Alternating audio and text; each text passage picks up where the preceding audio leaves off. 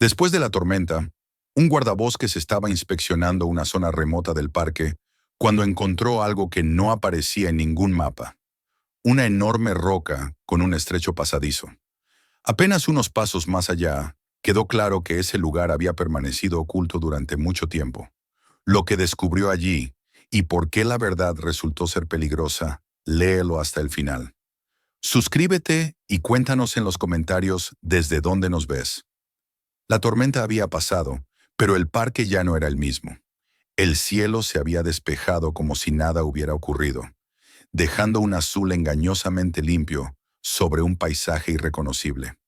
Donde antes se extendían senderos bien trazados, ahora había surcos de barro que se retorcían entre árboles arrancados de raíz, troncos partidos como si hubieran sido palillos y paredes de tierra levantadas por la violencia del agua. El aire estaba cargado de un olor áspero, mezcla de madera rota, humedad profunda y resina fresca, y cada paso crujía sobre un suelo que aún parecía vivo, inestable, dispuesto a moverse de nuevo al menor descuido. El guardabosques avanzaba con cautela, con el ritmo de alguien que llevaba años aprendiendo a leer la tierra como se lee un rostro. Sabía que después de una tormenta así, el peligro no desaparecía cuando se disipaban las nubes, sino que cambiaba de forma. Los derrumbes tardíos, los árboles que cedían horas después de haber sido debilitados, las corrientes ocultas bajo capas de lodo, podían sorprender incluso al más experimentado.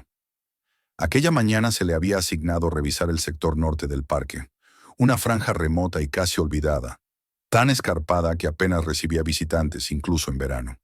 No era un castigo, al menos no oficialmente. La tormenta había agotado al personal, muchas carreteras seguían bloqueadas y los equipos estaban concentrados en las zonas turísticas, donde el riesgo para los visitantes era inmediato. Él conocía ese terreno como pocos y por eso caminaba solo. La vieja ruta de inspección apenas podía reconocerse. En algunos tramos había desaparecido por completo, engullida por avalanchas de tierra y madera. El guardabosques se guiaba por la memoria y por detalles que la tormenta no había logrado borrar del todo.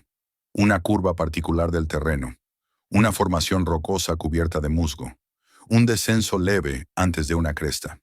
Varias veces se detuvo para observar el suelo, para comprobar la estabilidad de un talud o examinar una grieta reciente. Era su rutina después de cada desastre, un diálogo silencioso con la montaña, una forma de anticipar lo que aún podía caer. Fue durante una de esas pausas cuando notó algo que no encajaba. Una rama rota a una altura que no correspondía al arrastre del agua. Una huella apenas marcada en el barro fresco. La señal de que alguien había pasado por allí después de la tormenta. El sector estaba cerrado, y nadie debería haber tenido motivos para adentrarse en él tan pronto. Lo anotó mentalmente, sin dramatizar, aunque la incomodidad le acompañó el resto del camino. Había aprendido a no ignorar los detalles que parecían insignificantes. A medida que ascendía, el bosque se abría y la tierra dejaba paso a superficies de roca desnuda. La tormenta había arrancado capas enteras de suelo, revelando estratos que llevaban siglos ocultos. Entonces percibió que el paisaje frente a él tenía algo incorrecto, no solo dañado, sino alterado de un modo que no concordaba con la lógica caótica de un derrumbe.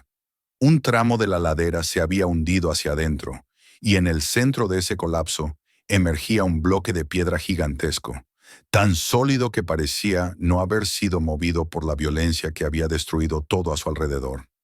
Se acercó con la prudencia que le dictaban los años. La piedra dominaba el espacio, incrustada en la montaña, como un diente antiguo. Lo que más le llamó la atención fue una fisura vertical que recorría su superficie. Arriba era estrecha, casi invisible, pero se ensanchaba hacia la base hasta formar una abertura por la que una persona podía pasar con cierta dificultad. Al principio pensó en un fenómeno natural, el resultado de ciclos de congelación y deshielo, pero al observar de cerca comprendió que esa explicación no bastaba.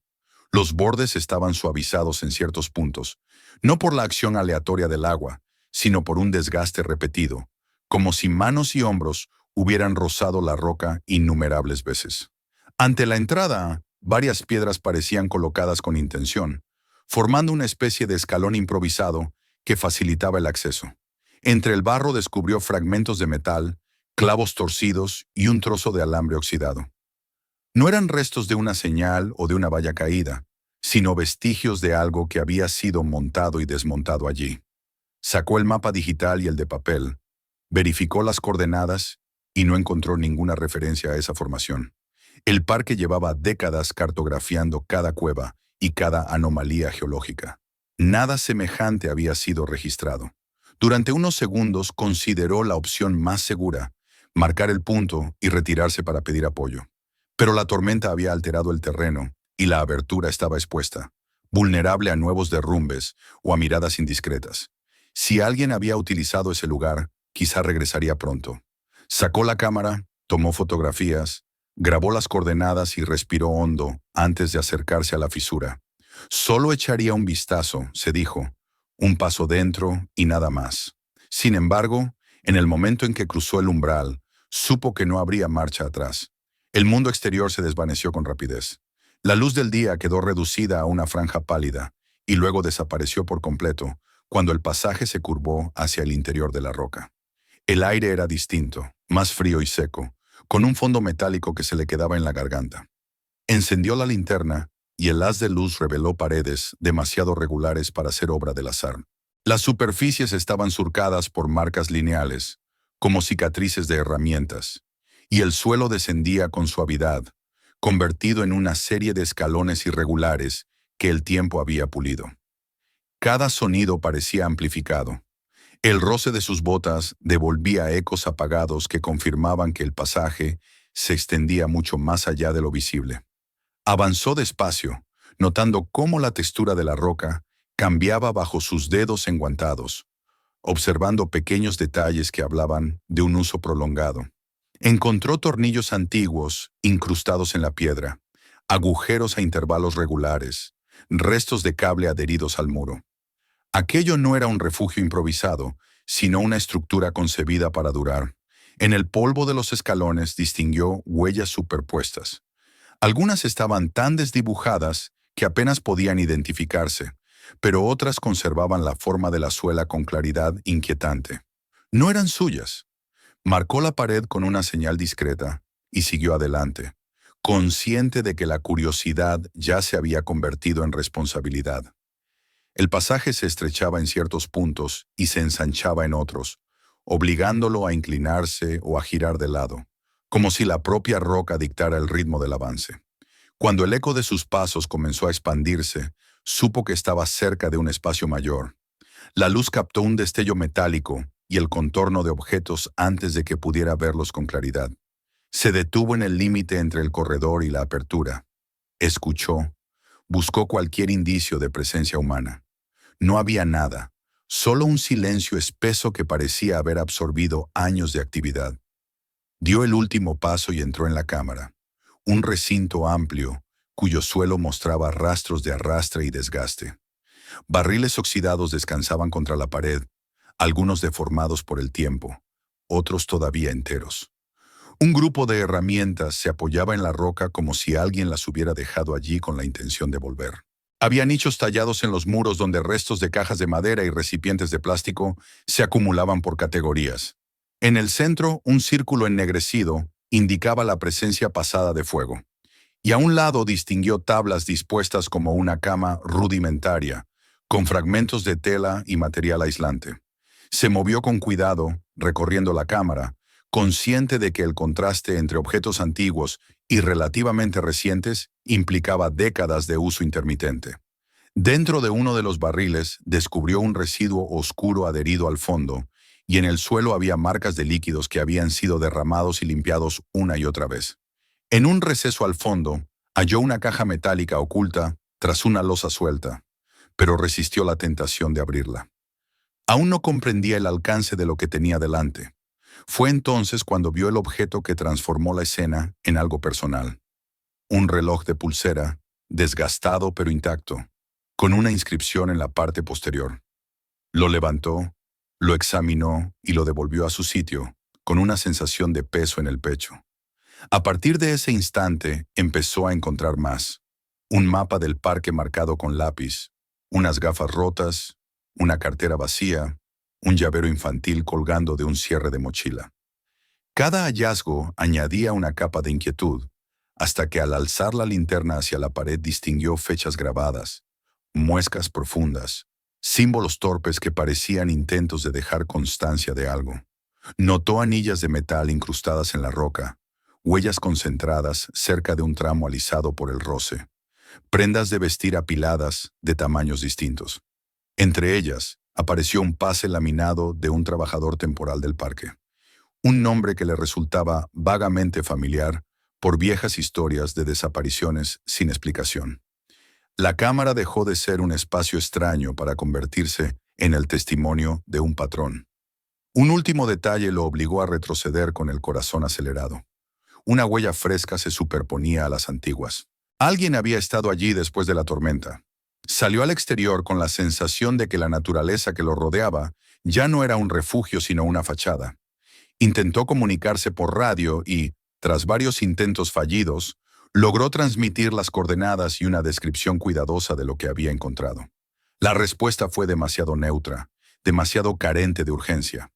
Regresó a la estación y comenzó a revisar archivos, alineando fechas de desapariciones con registros de trabajos en el sector norte. Las coincidencias eran inquietantes. Cuando al día siguiente apareció un equipo decidido a sellar la abertura bajo el pretexto de seguridad geológica, comprendió que la historia apenas empezaba. Mientras observaba cómo instalaban barreras y manipulaban el entorno sin documentar nada, supo que había cruzado un umbral invisible. Aquella tormenta no solo había abierto una grieta en la montaña, había expuesto una red de silencios que se extendía mucho más allá de la roca. Y mientras los sonidos de la maquinaria se apagaban en la tarde, el guardabosques comprendió que el siguiente paso de su camino no se adentraría en la tierra, sino en el corazón de la institución que hasta entonces había considerado incorruptible. El sonido de la maquinaria alejándose del área acordonada quedó flotando en la memoria del guardabosques incluso después de haber sido apartado del operativo. La noche siguiente apenas durmió. Las imágenes del interior de la roca regresaban una y otra vez, mezclándose con la escena de los trabajadores colocando cintas de advertencia, como si cerraran un simple sendero inestable. En su mente la grieta ya no era un accidente geológico, sino una herida abierta que alguien se apresuraba a suturar sin hacer preguntas. Esa certeza lo acompañó desde el amanecer, cuando volvió a repasar cada detalle del pasaje que había recorrido, intentando reconstruirlo con palabras antes de que lo transformaran en una historia oficial que nada tendría que ver con la realidad. Recordaba el momento exacto en que la luz del día se apagó detrás de él al cruzar la fisura. Fue como si hubiera dejado atrás no solo el bosque, sino una versión completa de su vida. La humedad de la tormenta había dado paso a un aire más seco, casi estancado, que parecía cargado de polvo antiguo y metal. El silencio era tan denso que podía oír el pulso en sus oídos. Cuando encendió la linterna, no encontró la irregularidad caótica que esperaba de una formación natural, sino paredes donde el tiempo había sido domesticado por herramientas.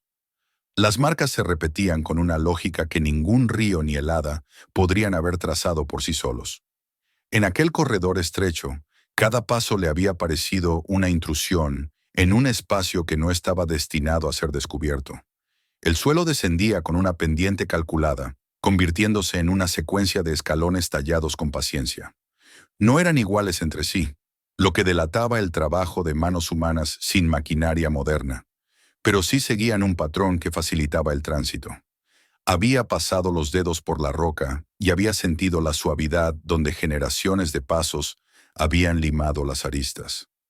Esa textura, pensaba ahora, no se forma en una semana ni en un año, sino en una repetición que atraviesa décadas. Entre las grietas de la piedra había encontrado restos de tornillos y fragmentos de cable que se aferraban a la pared como fósiles de un sistema eléctrico desaparecido. El recuerdo de aquellos pequeños detalles le provocaba una mezcla de admiración y horror. Admiración por la persistencia con la que alguien había logrado construir un mundo oculto en el corazón de la montaña. Horror por el motivo que habría impulsado semejante esfuerzo. El pasaje no se limitaba a ser un túnel. Era una estructura diseñada para conducir, para dirigir el movimiento de quienes entraban en él, como si la propia roca hubiera sido moldeada para obedecer un propósito. Mientras el equipo de seguridad cerraba el acceso con explicaciones vagas, Él había sentido una presión extraña en el pecho, la misma que ahora lo empujaba a reconstruir mentalmente cada giro del corredor.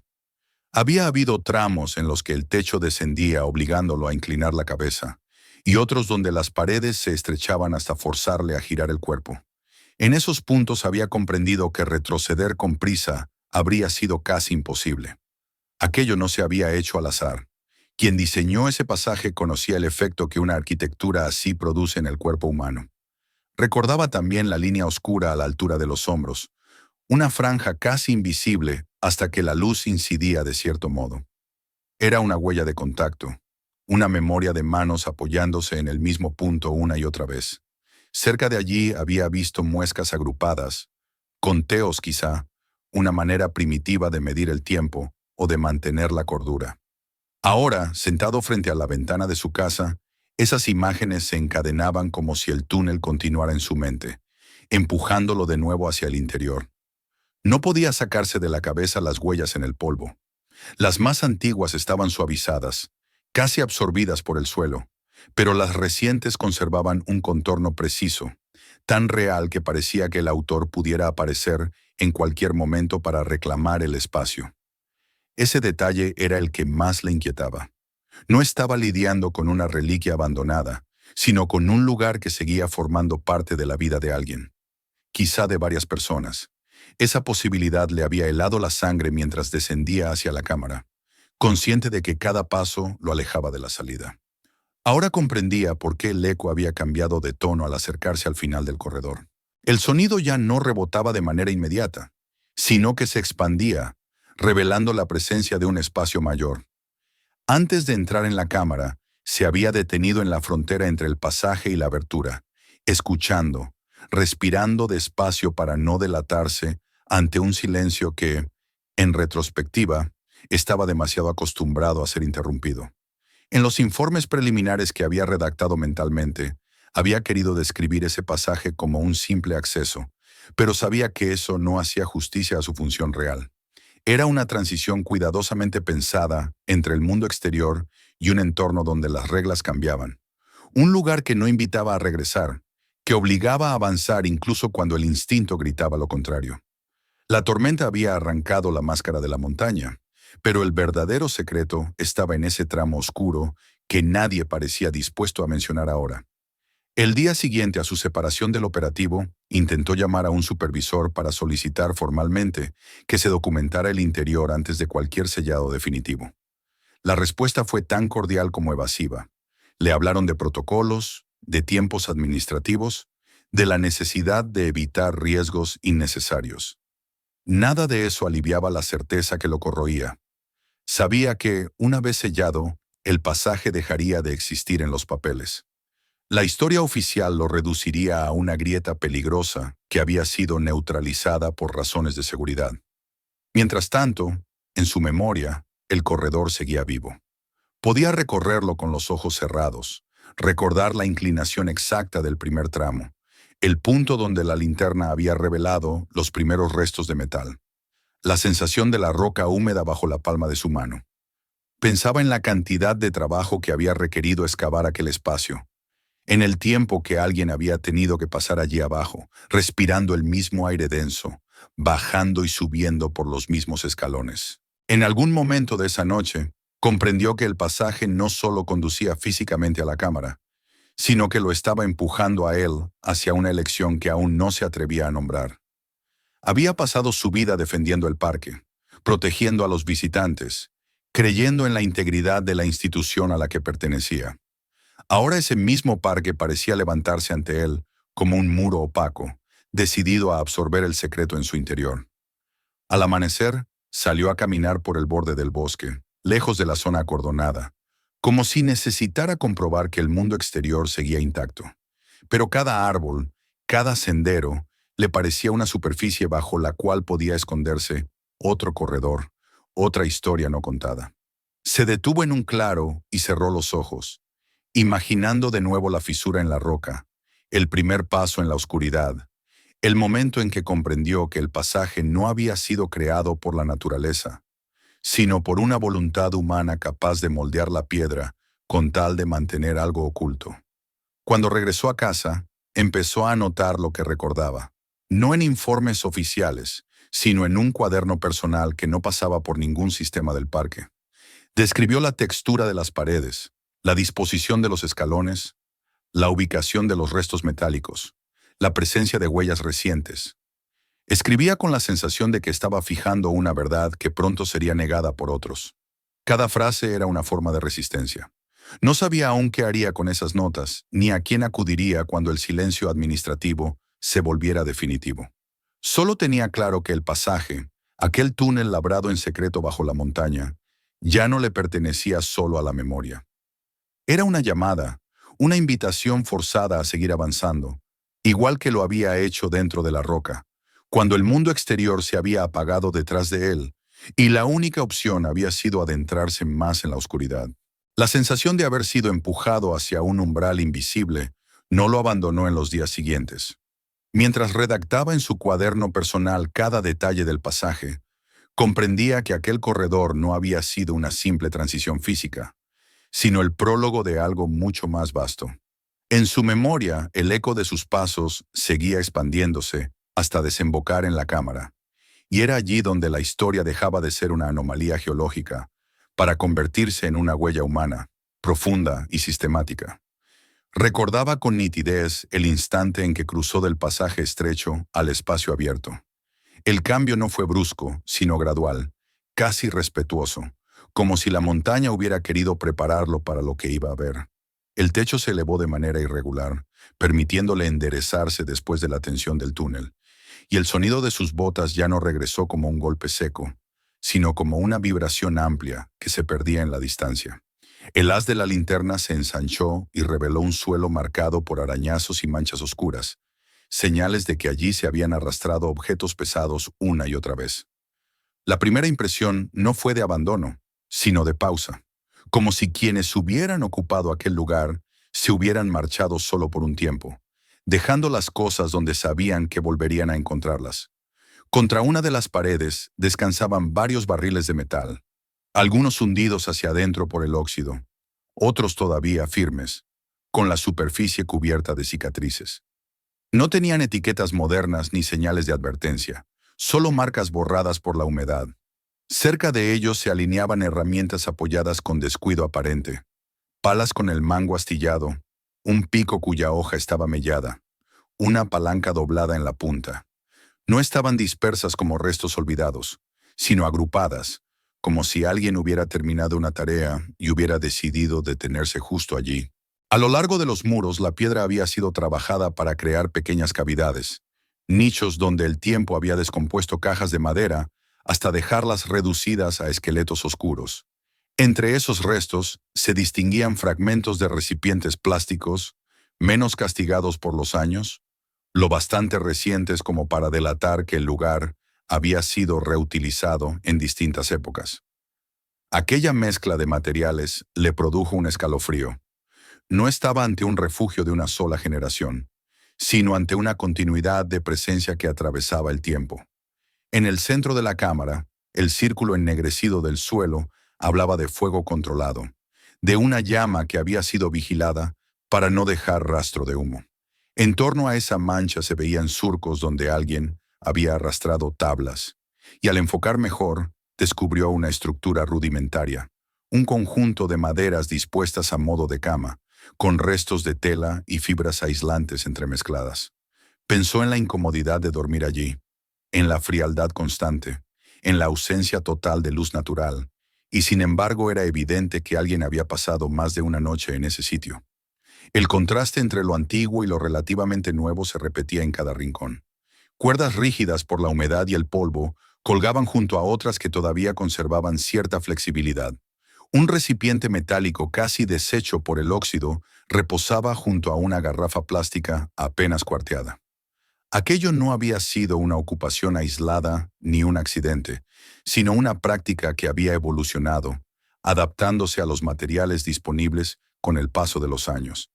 Se había acercado a uno de los barriles y había inclinado la linterna para observar su interior.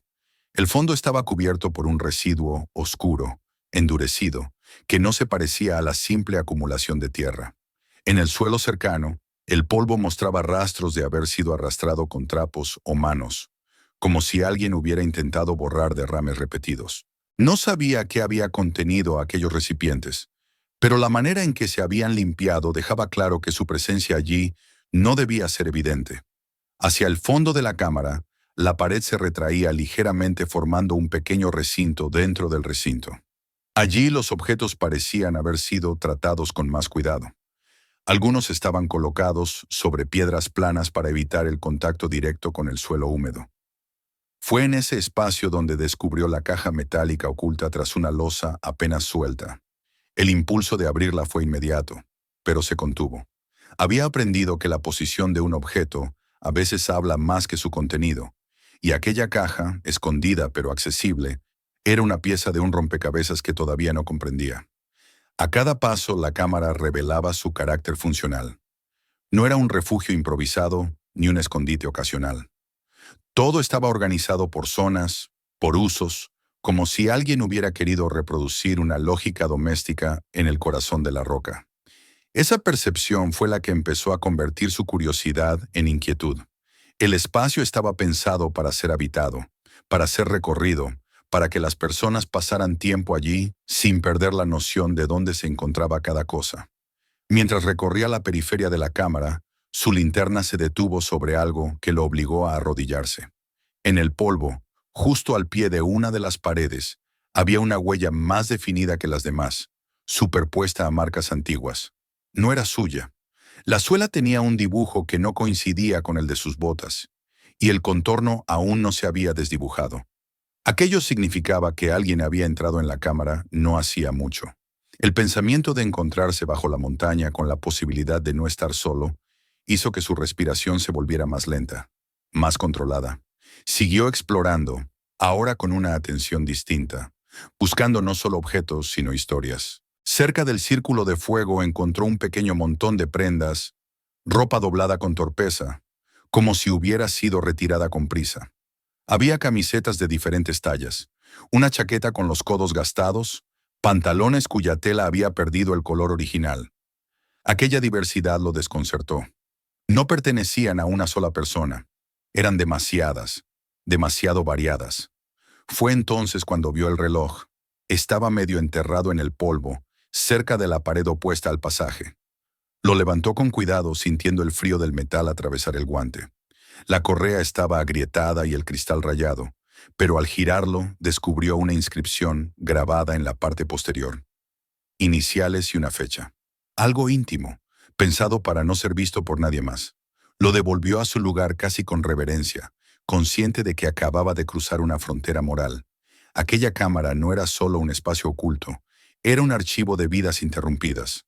A partir de ese momento, cada objeto adquirió un peso diferente. Encontró un mapa del parque, de los que se entregaban a los visitantes, pero este estaba cubierto de marcas a lápiz. Algunas rutas estaban rodeadas, otras tachadas, y el sector donde se encontraba la cámara aparecía señalado con una densidad inquietante. Un poco más allá había unas gafas con una patilla rota, un monedero sin documentos, un manojo de llaves sin aro, todas diferentes. Cada pieza sugería a un dueño distinto, una historia distinta. Al alzar la linterna hacia la pared, distinguió algo que había pasado por alto al principio. Grabados toscos en la piedra, fechas, líneas verticales, agrupadas de forma irregular, símbolos que no seguían un patrón decorativo. Aquello no era arte, era comunicación. Intentos de dejar constancia del paso del tiempo, de la presencia de alguien en un lugar donde no había ventanas ni relojes. En un sector concreto, los surcos eran más profundos, casi violentos, y la roca presentaba una coloración oscura alrededor. No supo decir si era simple suciedad o algo más, pero la imagen se le quedó grabada con una intensidad que no ha desaparecido desde entonces. La arquitectura de la cámara empezó a revelarse bajo una luz nueva. El acceso único, el pasaje que se estrechaba, la ausencia de salidas alternativas. Todo parecía diseñado no solo para ocultar, sino para controlar. En el suelo, cerca de una de las paredes, notó un desgaste peculiar, una franja alisada por el roce continuo. Y entonces vio las anillas de metal. No eran muchas, y estaban parcialmente cubiertas por depósitos minerales, pero su presencia era inequívoca. Alguien las había incrustado en la roca para fijar algo, o a alguien. El descubrimiento lo dejó inmóvil durante unos segundos. La cámara dejó de ser un enigma y se transformó en una escena. La acumulación de ropa de distintos tamaños, los objetos personales, los grabados desesperados en la piedra, las anillas, todo encajaba en una narrativa que hasta ese momento se había resistido a aceptar. Personas habían sido llevadas allí, quizá obligadas a permanecer, y sus pertenencias habían quedado como restos mudos de una repetición que nadie en la superficie había querido ver. Cerca del pequeño recinto donde había hallado la caja metálica, descubrió otro objeto que le heló la sangre. Era un pase de trabajo temporal del parque, laminado, con la foto desgastada pero aún reconocible. El nombre impreso le resultó familiar. Años atrás, aquel empleado había desaparecido sin que se encontraran rastros claros. En los archivos se le había clasificado como alguien que se marchó sin notificarlo. Ahora, aquel rectángulo de plástico desmentía esa versión de un modo brutal. La huella fresca seguía allí, recordándole que todo aquello no pertenecía solo al pasado. Al inclinarse para examinarla, notó que se superponía a otras marcas más antiguas, como si alguien hubiera recorrido el mismo trayecto innumerables veces. En ese momento, decidió que no podía seguir allí abajo. Sacó la cámara y fotografió todo lo que pudo, procurando no alterar el orden de los objetos, consciente de que cada centímetro de polvo era un testigo silencioso.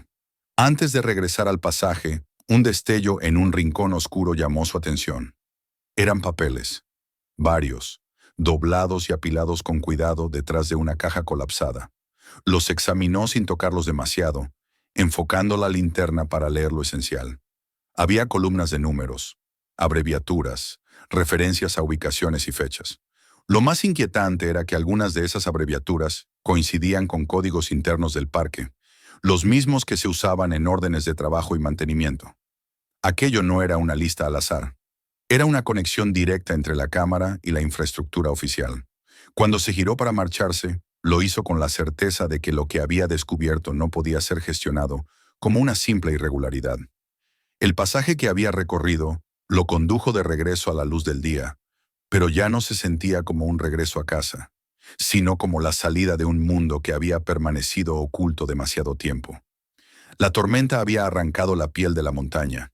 Sí, pero lo que había bajo la piedra era una herida mucho más antigua. Y mientras se alejaba de la grieta con el sonido de la maquinaria resonando a lo lejos, supo que su siguiente batalla no sería contra la naturaleza, sino contra el silencio que empezaba a cerrarse a su alrededor. El regreso a la superficie no le trajo alivio, sino una sensación de desnudez. El bosque seguía allí, respirando con su ritmo habitual, pero para él había dejado de ser un refugio. Todo parecía una escenografía montada para ocultar lo que acababa de ver.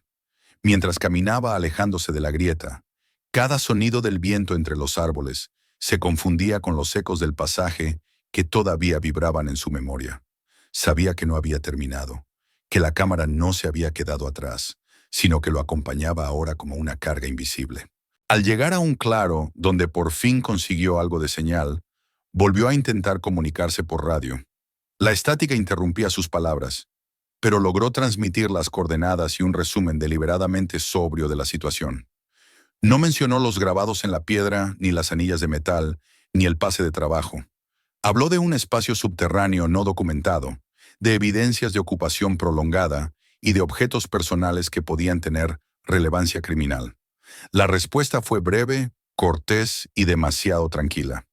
Le pidieron que asegurara la zona en lo posible y que esperara instrucciones. Esa falta de urgencia empezó a resonar en su interior como una advertencia. De vuelta en la estación, se sentó frente al ordenador con el cansancio de quien ha visto algo que no encaja en el mundo. Abrió los archivos de casos antiguos, no por rutina sino por necesidad, como si buscara una grieta por donde introducir la verdad. Comenzó a revisar informes de personas desaparecidas en el parque, de senderistas que nunca regresaron, de trabajadores temporales que figuraban como ausentes sin explicación. Cada nombre que aparecía en la pantalla se superponía mentalmente a las prendas amontonadas en la cámara. a los objetos que había devuelto al polvo con cuidado casi ritual. Los recuerdos del interior se le imponían con una claridad insoportable. El reloj de pulsera con las iniciales grabadas había sido el primero en romper la distancia profesional que siempre había mantenido frente a las tragedias. No era un dato, era un gesto de afecto convertido en reliquia. Después habían venido el mapa marcado, las gafas rotas, la cartera vacía, objetos que no estaban allí por accidente, sino porque alguien los había retirado, reunido y almacenado con un propósito que ahora se revelaba cada vez más siniestro. Mientras cruzaba fechas y ubicaciones en los registros, empezaron a surgir patrones. Varias desapariciones coincidían con periodos en los que se habían realizado trabajos de mantenimiento en el sector norte, precisamente la zona donde se encontraba la cámara. No eran proyectos llamativos, sino labores técnicas que justificaban la presencia de equipos y el movimiento de materiales. Estabilización de taludes, refuerzo de senderos, mejoras de drenaje, operaciones que rara vez despertaban atención, pero que ahora adquirían una dimensión inquietante. Esos trabajos habían requerido acceso constante a áreas remotas, exactamente las que podían ocultar una entrada como la que él había encontrado. Entre los archivos apareció el nombre del trabajador temporal, cuyo pase había sostenido bajo tierra. Lo había visto años atrás en un tablón de anuncios internos, incluido en una lista de personas que habían abandonado el empleo sin notificar. En su momento, nadie había cuestionado la versión. La rotación de personal era alta y la vida en el parque dura. Ahora, al recordar la textura gastada de la tarjeta laminada, entendió lo frágiles que habían sido aquellas explicaciones. La noche cayó sin que se diera cuenta. La luz del monitor iluminaba su rostro mientras revisaba documentos antiguos que parecían inocuos en su lenguaje burocrático. Firmas incompletas, sellos borrosos, referencias a códigos internos en lugar de descripciones claras. En otro tiempo habría atribuido esas irregularidades a la simple desorganización administrativa. Ahora le parecían una coreografía de silencios. A la mañana siguiente, cuando regresó a la zona de la grieta, acompañado por un equipo que no incluía a investigadores, sino a técnicos y supervisores, comprendió que el relato oficial estaba en marcha. Nadie se mostró sorprendido al ver la abertura en la roca. No hubo preguntas, no hubo curiosidad genuina. En su lugar, comenzaron a hablar de riesgos geológicos, de la necesidad de proteger al personal y de prevenir accesos no autorizados. La palabra clave era siempre la misma: seguridad, repetida como un mantra que desplazaba cualquier otra interpretación. Observó cómo dos trabajadores se acercaban a la entrada, miraban brevemente hacia el interior y se retiraban con un gesto de asentimiento. No había urgencia por documentar nada, solo por preparar el terreno para sellar la grieta. Intentó intervenir, recordarles que el espacio mostraba signos claros de uso humano prolongado y que contenía objetos personales que podían estar vinculados a delitos. Le respondieron con cortesía, pero con un tono que cerraba la conversación antes de que pudiera profundizar. Sus observaciones, le dijeron, quedarían registradas en el informe. Mientras tanto, la prioridad era estabilizar el área. A medida que se instalaban vallas y se desplegaban señales de advertencia, sintió que la cámara se desvanecía ante sus ojos, absorbida por una narrativa que la reducía a una falla natural. Fue entonces cuando vio el gesto que confirmaría todas sus sospechas. Uno de los supervisores se acercó a la entrada con discreción, recogió un objeto pequeño que no logró identificar desde su posición y se lo guardó en el bolsillo. Nadie tomó nota, nadie levantó un acta. El movimiento fue rápido, casi elegante, y sin embargo cargado de un significado devastador. De regreso a su vehículo, con el estómago encogido, recibió el mensaje que formalizaba lo que ya intuía.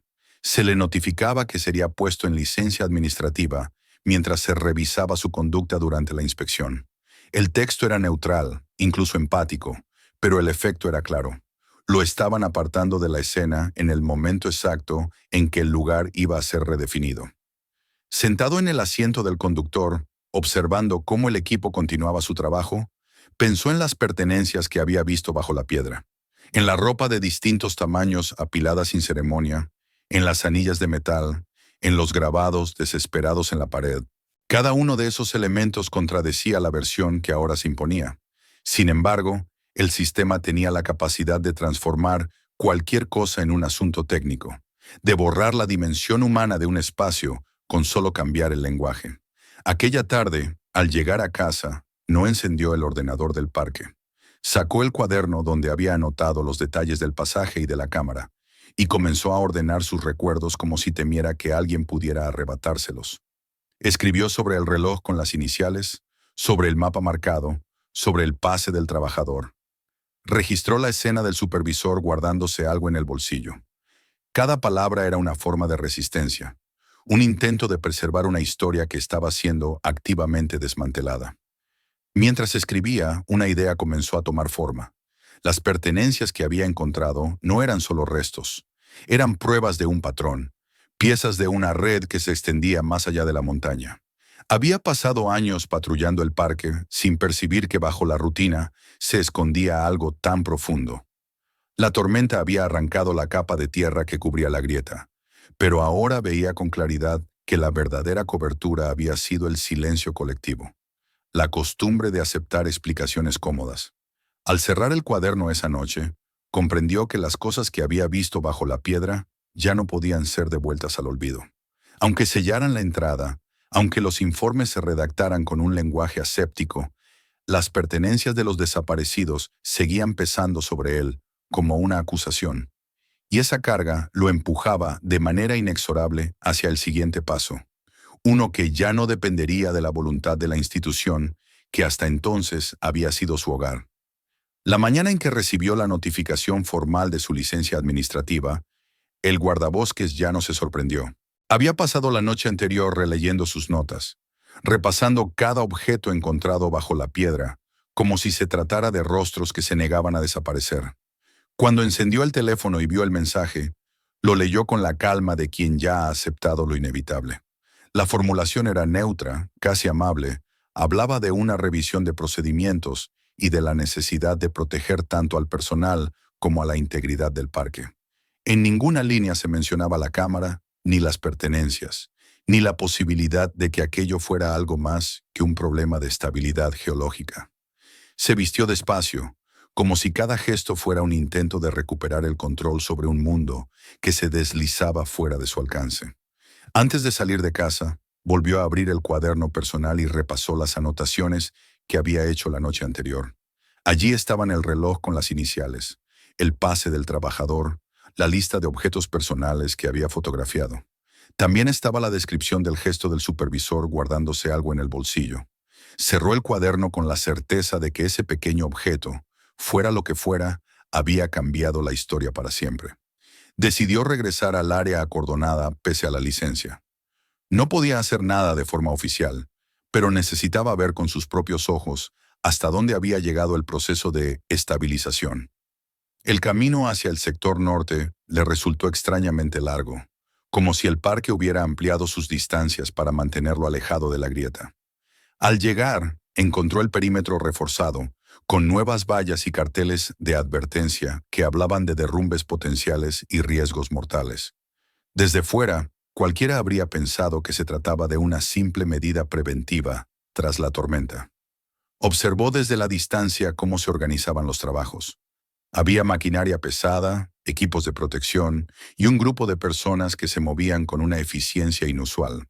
No se parecía a las operaciones lentas y burocráticas a las que estaba acostumbrado. Aquí no había dudas ni esperas. Cada orden se ejecutaba con precisión, como si alguien hubiera estado esperando este momento.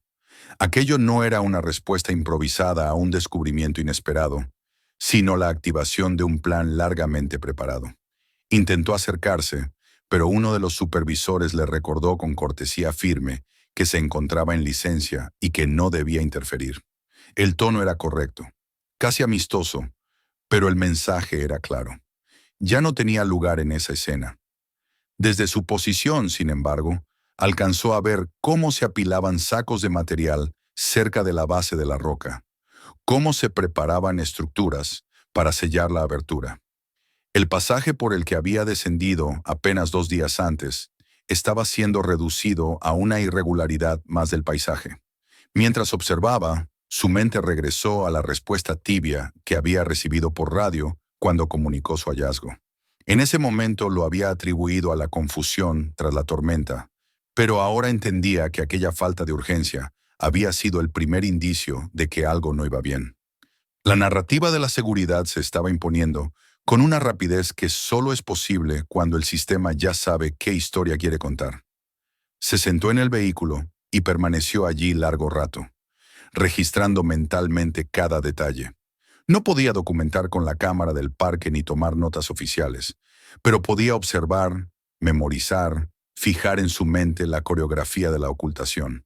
Fue entonces cuando recordó los archivos que había consultado la noche anterior, las coincidencias entre las desapariciones y los trabajos en el sector norte. Cada movimiento de la maquinaria parecía ahora una extensión de esas hojas de cálculo y firmas incompletas. Por la tarde, volvió a casa con una sensación de urgencia que no había sentido ni siquiera dentro de la cámara. Sabía que si no actuaba pronto, la versión oficial se consolidaría y las pertenencias de los desaparecidos quedarían selladas bajo toneladas de piedra y burocracia. Encendió su ordenador personal, uno que nunca había conectado a los sistemas del parque, y comenzó a transferir las fotografías que había tomado bajo la roca. Copió también las notas manuscritas, escaneándolas para tener un respaldo digital.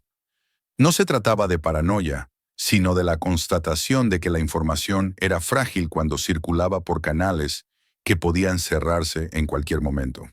A lo largo de esa tarde y la noche siguiente, trabajó con una meticulosidad que solo había conocido en las tareas más peligrosas de rescate. Creó duplicados de cada archivo, los almacenó en dispositivos distintos, anotó fechas, horas, ubicaciones exactas. No quería dejar nada a la improvisación. Sabía que, si llegaba el momento de presentar aquello ante alguien fuera del parque, necesitaría algo más que su palabra. Mientras realizaba ese trabajo, empezó a percibir pequeños cambios en su entorno cotidiano. Llamadas que antes habrían sido rutinarias se interrumpían de manera abrupta. Correos electrónicos quedaban sin respuesta.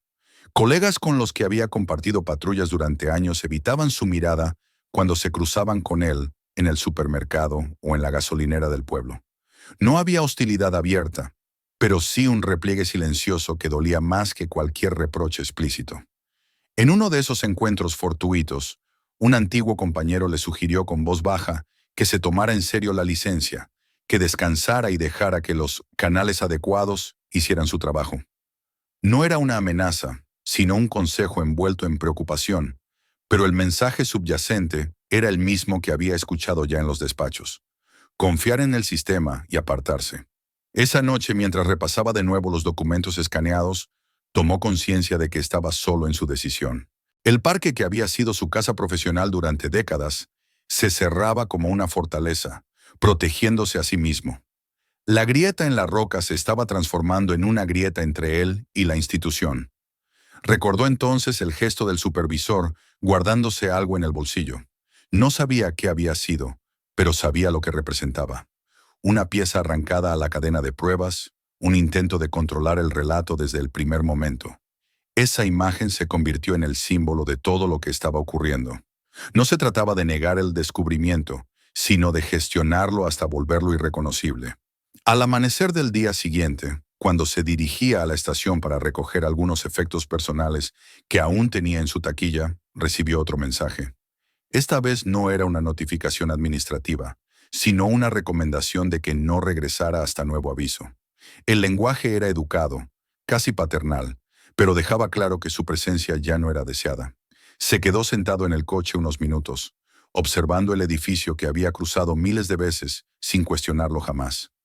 Ahora lo veía como una frontera. Esa misma tarde decidió que había llegado el momento de salir del círculo cerrado del parque. Abrió el documento donde había ido recopilando la información más sensible. Añadió un resumen claro y conciso de lo ocurrido desde el día de la tormenta, y comenzó a buscar un contacto externo. No quería acudir a los medios ni dramatizar el asunto. Buscaba una entidad que tuviera la autoridad y la distancia necesarias para examinar los hechos sin las ataduras de la reputación institucional. Antes de enviar nada, volvió a abrir el cuaderno y leyó las primeras líneas que había escrito sobre el pasaje. La descripción de la luz apagándose detrás de él, la sensación de aire distinto, el polvo en los escalones. Se dio cuenta de que aquella experiencia no había sido solo un descubrimiento, sino una iniciación. Había atravesado un umbral físico y moral al mismo tiempo. Ahora, frente a la pantalla, estaba a punto de cruzar otro, uno que lo situaría definitivamente fuera del amparo de la estructura a la que había servido. Con el cursor parpadeando como un latido artificial, adjuntó las fotografías, los documentos escaneados y las notas más relevantes. No escribió una acusación, sino una cronología de hechos, una secuencia tan objetiva como pudo. Cuando finalmente pulsó enviar, no sintió alivio ni miedo, sino una calma extraña, la certeza de que había hecho lo único que podía hacer. A lo lejos, en algún punto del sector norte, la maquinaria seguiría trabajando, acumulando material frente a la grieta, como si quisiera borrar no solo un pasaje, sino una historia completa. Pero ahora sabía que esa historia había salido del perímetro del parque. El intento de enterrarlo todo había fracasado en el instante mismo en que decidió no guardar silencio. Durante 2 días después de enviar los archivos al organismo externo, nada cambió en apariencia. Las vallas seguían en pie alrededor de la roca, los avisos de peligro continuaban clavados en la tierra húmeda, y los comunicados internos del parque hablaban de evaluaciones técnicas en curso. Para cualquiera que no supiera lo que yacía bajo aquel montón de piedra y metal, el asunto habría quedado resuelto. Para el guardabosques, en cambio, esos días fueron una suspensión dolorosa, una espera cargada de presentimientos. La licencia administrativa lo mantenía lejos de los sistemas del parque y de los pasillos donde se tomaban decisiones. Su acceso había sido reducido a la mínima expresión, y cada intento de comunicación encontraba una respuesta cortés pero estéril. Aprovechó ese aislamiento forzado para revisar una y otra vez la información que había enviado, como si temiera haber omitido algo crucial. Cada fotografía del interior de la cámara, cada nota manuscrita escaneada, se convertía en una garantía contra el olvido que sabía que otros preferirían imponer. En su mente, la cámara seguía viva. Podía recorrerla con precisión casi obsesiva, recordar la disposición de los barriles, el círculo de fuego en el suelo, la pila de ropa de distintos tamaños. Las anillas de metal incrustadas en la roca aparecían en sus pensamientos con una claridad dolorosa, como ojos abiertos en la oscuridad. Se preguntaba cuántas personas habrían pasado por allí sin que nadie en la superficie lo supiera. ¿Cuántos nombres se habían deslizado fuera de los registros oficiales bajo la cómoda etiqueta de desapariciones inexplicables? La mañana del tercer día, cuando estaba preparando café en una cocina que le resultaba extrañamente ajena, su teléfono vibró. No era un número conocido. Al atender, una voz se presentó con un nombre y una institución que no pertenecían al parque. No hubo preámbulos innecesarios. Le informaron de que un equipo llegaría al área esa misma jornada para solicitar acceso formal a la zona acordonada. Le pidieron que estuviera disponible para una declaración detallada. No colgó inmediatamente. Se quedó con el teléfono en la mano, observando cómo el vapor se elevaba de la taza olvidada. Aquella llamada era la confirmación de que había cruzado definitivamente el límite. Ya no se trataba de una disputa interna ni de un malentendido administrativo. La historia estaba a punto de salir de los márgenes donde había sido contenida durante años. Se dirigió al parque con una mezcla de expectación y cautela. Desde lejos, divisó 2 vehículos que no llevaban los colores ni los logotipos habituales. Estaban aparcados cerca de la entrada principal y atraían miradas discretas de empleados que fingían normalidad. La atmósfera había cambiado de forma palpable. La seguridad que antes se había desplegado para sellar la grieta ahora parecía replegarse ante una autoridad distinta, una que no podía ser moldeada con el mismo lenguaje de siempre. Lo condujeron a una sala de reuniones donde 2 investigadores lo esperaban con carpetas abiertas. No había hostilidad en sus gestos, solo una atención precisa que lo obligó a ordenar sus pensamientos. Comenzó a relatar desde la tormenta, describiendo el estado del parque, el sector norte, la fisura en la roca. Habló del pasaje con la misma minuciosidad con que lo había recorrido, del aire distinto, de las marcas de herramientas, de los restos de cable y tornillos. Describió la cámara, los barriles, las herramientas, las zonas de almacenamiento, el círculo de fuego. No ocultó la emoción al mencionar el reloj con las iniciales grabadas ni el pase del trabajador temporal. Tampoco evitó hablar de las anillas de metal ni de los grabados en la piedra. Los investigadores escucharon sin interrumpirlo, haciendo anotaciones breves. Cuando terminó, uno de ellos le pidió que precisara la reacción inicial del parque, la respuesta por radio, la llegada del equipo técnico, el énfasis en la seguridad geológica. Al relatar el gesto del supervisor guardándose un objeto en el bolsillo, notó un leve cambio en sus expresiones. Aquello ya no era un asunto de protocolos, sino de posible obstrucción. Horas después, acompañó al equipo hasta el perímetro acordonado. Las vallas se abrieron por primera vez desde que se habían levantado, y el acceso se gestionó con una solemnidad que contrastaba con la prisa anterior por sellarlo todo. Donde antes había máquinas y sacos de material, ahora había cámaras, instrumentos de medición y especialistas que se movían con una calma casi quirúrgica. El lenguaje también había cambiado. Nadie hablaba ya de una simple grieta, sino de un espacio subterráneo no documentado con indicios de actividad humana. Cuando descendieron por el pasaje, lo hicieron con una atención que a él le había sido negada. Cada paso se fotografiaba, cada marca en la roca se medía, cada huella se registraba. En la cámara, los objetos fueron catalogados uno a uno. El reloj con la inscripción fue colocado en una bolsa transparente con una etiqueta. El mapa marcado fue extendido bajo la luz para ser capturado en detalle. La ropa apilada fue tratada como evidencia, no como desechos. Aquella escena, tan distinta de la que había presenciado días atrás, le produjo una mezcla de alivio y amargura. La investigación se desplegó con la lentitud propia de los procesos que no buscan encubrir sino comprender. Las pertenencias personales se compararon con listas de personas desaparecidas. Algunas identificaciones fueron casi inmediatas, basadas en objetos únicos que las familias habían descrito durante años sin obtener respuesta. Otras requerirían análisis forenses, tiempo y paciencia. Cada coincidencia confirmada era una grieta más en la fachada que el parque había sostenido. Dentro de la administración, las repercusiones no tardaron en sentirse. Se revisaron autorizaciones antiguas, permisos de acceso, registros de mantenimiento. Los nombres comenzaron a repetirse, a aparecer en contextos que antes habían pasado desapercibidos. No se trataba de un complot visible y simple, sino de una red de omisiones, de decisiones pequeñas que habían permitido que lo extraordinario se ocultara dentro de lo rutinario. Algunos empleados fueron apartados de inmediato, otros quedaron bajo investigación. El ambiente se volvió denso, cargado de una tensión que ya no podía disimularse con sonrisas de oficina. El guardabosques observaba todo con una distancia forzada. Aunque su conducta había sido validada por los investigadores, comprendía que su posición dentro del parque había cambiado para siempre. Ya no era solo un colega, sino el detonante de una crisis que nadie había querido enfrentar.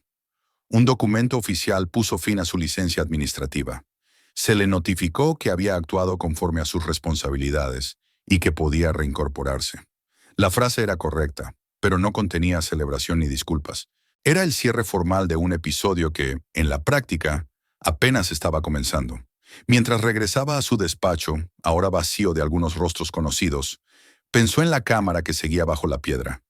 Había dejado de ser un secreto, pero aún no era una historia completa. Las investigaciones continuarían durante meses, quizá años. Familias recibirían respuestas parciales. Algunos nombres saldrían de las sombras y otros permanecerían en la penumbra. Esa noche, al salir del edificio, se detuvo un momento en el estacionamiento. Los vehículos externos seguían allí, silenciosos, como recordatorios de que el parque ya no tenía el control absoluto de su propio relato. Comprendió entonces que el paso que había dado al enviar los archivos no había sido solo un acto de denuncia, sino una renuncia a la comodidad de pertenecer a un sistema que prefería el orden a la verdad. Y aunque sabía que el precio personal sería alto, también supo que, por primera vez desde la tormenta, la historia que yacía bajo la roca estaba empezando a ser escuchada. Volver al parque después de la intervención externa no fue un regreso, sino una entrada en un territorio desconocido. El guardabosques atravesó la puerta principal con la misma identificación de siempre, pero la sensación de pertenencia había desaparecido. Nadie lo recibió con palabras abiertas. Nadie lo evitó de forma ostensible. La mayoría de sus compañeros se limitaban a asentir en silencio o a mirar hacia otro lado, como si su presencia activara un recuerdo incómodo que preferían no sostener. Las paredes del edificio, que durante años habían sido un espacio neutro, ahora parecían cargadas de murmullos invisibles. La administración funcionaba con una corrección casi mecánica. Los nombres de quienes habían sido apartados ya no figuraban en los paneles internos. Las oficinas que habían ocupado permanecían cerradas o habían sido asignadas a otras personas. No hubo anuncios públicos, ni discursos de arrepentimiento. La limpieza se realizó con la misma discreción con que durante años se había mantenido el silencio. El guardabosques comprendió entonces que el sistema sabía adaptarse, no para sanar, sino para continuar. Los días siguientes estuvieron marcados por la llegada de cartas. No venían de la institución, sino de direcciones particulares, escritas con manos temblorosas o con una caligrafía que había perdido firmeza con los años. Eran familias que habían sido contactadas por los investigadores, personas que durante décadas habían vivido con la incertidumbre como única compañera. Algunos agradecían simplemente haber recibido una llamada que reconocía la existencia de su pérdida. Otros expresaban un dolor contenido, una mezcla de alivio y rabia al saber que sus seres queridos no se habían evaporado en la nada, sino que habían sido parte de una historia que alguien había permitido que ocurriera. El guardabosques leía cada carta con una atención casi ceremonial, consciente de que aquellas palabras eran un espejo de lo que había estado oculto bajo la piedra. No todas traían respuestas completas. En muchos casos, los objetos hallados en la cámara no bastaban para reconstruir una identidad. Un reloj, un llavero, una prenda sin marca, podían sugerir una historia sin poder confirmarla. Sin embargo, incluso esas cartas inacabadas tenían un peso distinto. Ya no se trataba de desapariciones sin rostro, sino de vidas que habían dejado huellas, aunque fragmentarias. El destino de la grieta en la roca fue decidido en reuniones donde él no participó. La conclusión oficial fue que el lugar no sería abierto al público ni transformado en un punto de interés.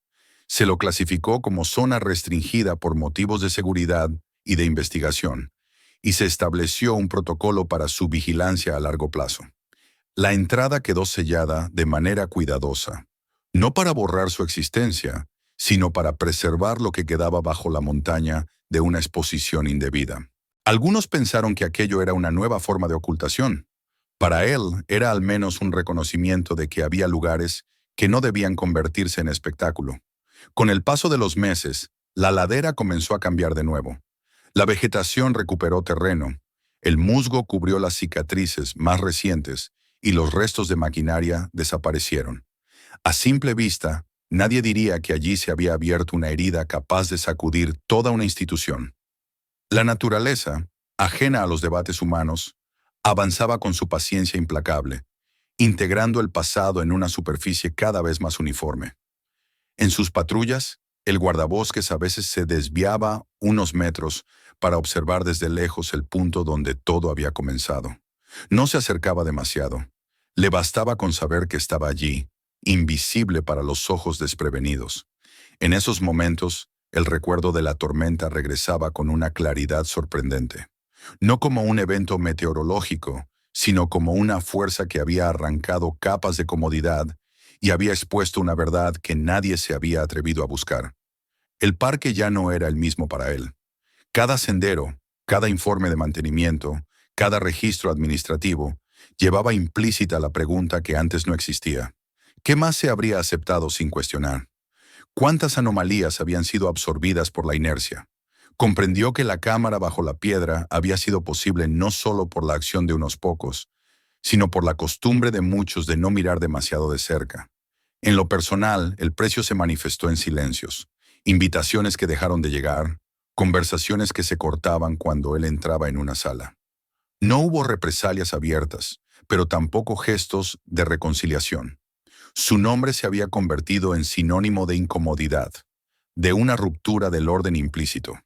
La carrera que había imaginado durante años, con ascensos y reconocimientos, se desdibujó hasta convertirse en una línea recta y solitaria. Sin embargo, cada vez que dudaba, regresaba a las cartas de las familias. Algunas estaban escritas por personas que no sabían si agradecerle o reprocharle haber abierto una herida que habían aprendido a mantener cerrada. Él aceptaba ambas reacciones como partes de una misma verdad. No había prometido sanar el pasado, solo negarse a seguir enterrándolo. En una tarde de otoño, mientras el sol se filtraba entre los árboles, con una luz que ya no era la del verano, se detuvo en un mirador natural desde el que se divisaba una extensión amplia del parque. Allí, con el viento leve rozándole el rostro, pensó en el contraste entre lo que se veía y lo que se ocultaba. La superficie ofrecía una calma que no se correspondía con la historia subterránea. Era un engaño amable, el mismo que durante años había permitido que la cámara existiera sin ser cuestionada. Aceptó entonces que algunas consecuencias no podían deshacerse. Había perdido una parte de su identidad profesional, esa que se apoyaba en la confianza plena en la institución. Había ganado, en cambio, una claridad distinta, más dura, que no le permitía ya refugiarse en explicaciones fáciles. La verdad, comprendió, no siempre libera, a veces pesa como una carga permanente. Al caer la noche, regresó a su casa con la sensación de haber cerrado un círculo que no podía completarse del todo. La tormenta había pasado, la grieta había sido sellada, y los nombres comenzaban a recuperar un lugar en los registros. Pero el proceso de comprender lo ocurrido seguiría desarrollándose en capas, como la propia montaña. Antes de apagar la luz, abrió una de las cartas que había recibido esa semana. Era breve y no contenía agradecimientos explícitos, solo la frase de una madre que llevaba años esperando una llamada que nunca había llegado. Ahora, al menos, sabía que la ausencia de su hijo tenía un contexto, aunque ese contexto fuera insoportable. El guardabosques dejó la carta sobre la mesa y comprendió que esa era la verdadera medida de lo que había hecho. No había salvado al mundo ni había limpiado una institución entera, pero había devuelto nombres a historias que se habían diluido en el silencio. Y así, mientras el parque dormía bajo la apariencia de una normalidad recuperada, él aceptó que el precio de la verdad no se paga de una sola vez, sino cada día, con cada mirada esquiva y con cada recuerdo que vuelve desde lo profundo de la roca para recordarle que algunas tormentas no pasan, solo cambian de forma. Si esta historia te mantuvo hasta el final, suscríbete ahora mismo para no perderte las próximas. Aquí salen relatos que pocos se atreven a contar. Mira los siguientes videos, compártelos con quien aprecia buenas historias y escribe en los comentarios desde qué país nos estás viendo. Tu apoyo hace que estas historias sigan saliendo a la luz.